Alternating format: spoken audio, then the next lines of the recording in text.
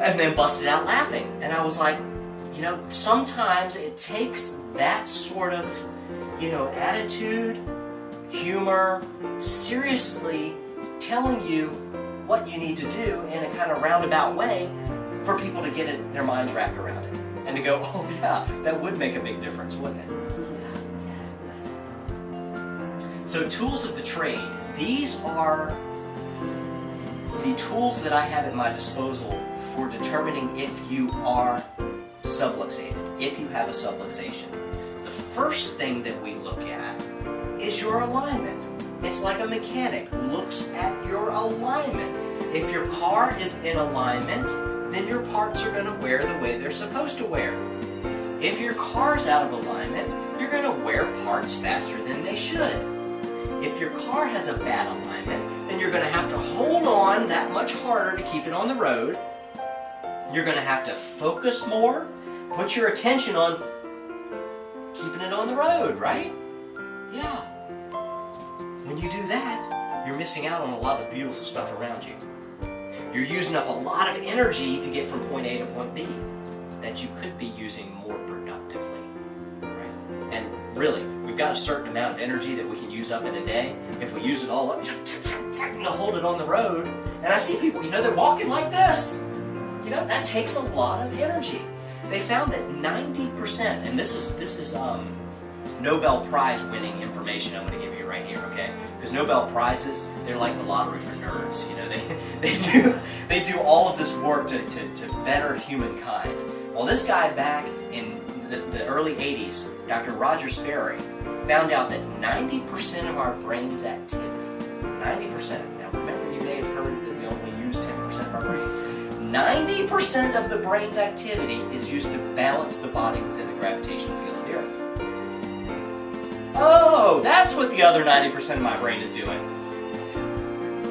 At most, maybe 5, 6, 7% of my brain right now is engaged in talking to you guys, doing this stuff, you know, tapping these buttons and all that stuff.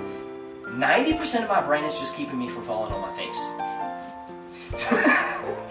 So you see that holding onto the wheel, devoting a lot of that attention to a bad alignment, is going to sap your resources.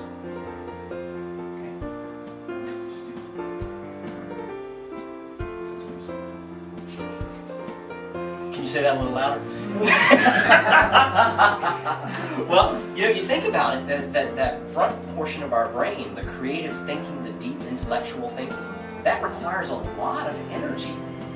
And if we're sapping it up, we're not able to use that more efficiently. So, yeah, sort of. One of my favorite tests. This is a thermal scan, okay? What this is, it's a scanner that does a temperature reading of both sides of the spine that shows us where the hot spots are. Now, looking at this, car out of alignment, parts wearing faster, we're going to see inflammation, hot spots, friction, increased movement, wearing parts faster. My favorite test right there, it shows hot spots where we need to focus in. The next thing we do, we feel your backbone. We feel it to see what's going on. We feel the bones, the muscles that attach to them. People will say to me all the time, I think I pulled a muscle. And I look at them and I go, what are muscles attached to? Go ahead. Come on. Bones! That's right, the spine! And what's in between the bones of the spine? Nerves!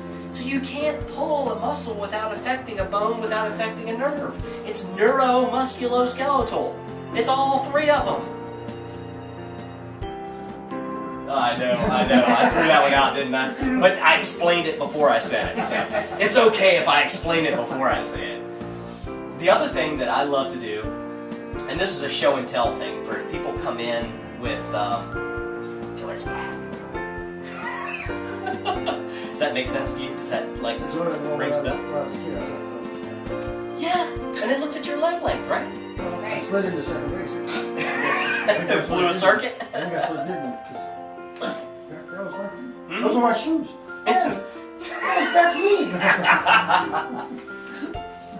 When someone lays down on the table, I use this at our initial evaluation. You lay down on the table, I make sure that your pants aren't bunched up against you. You know, lift and tug, make sure nothing's bunched up against it. Then I take your feet and put them together.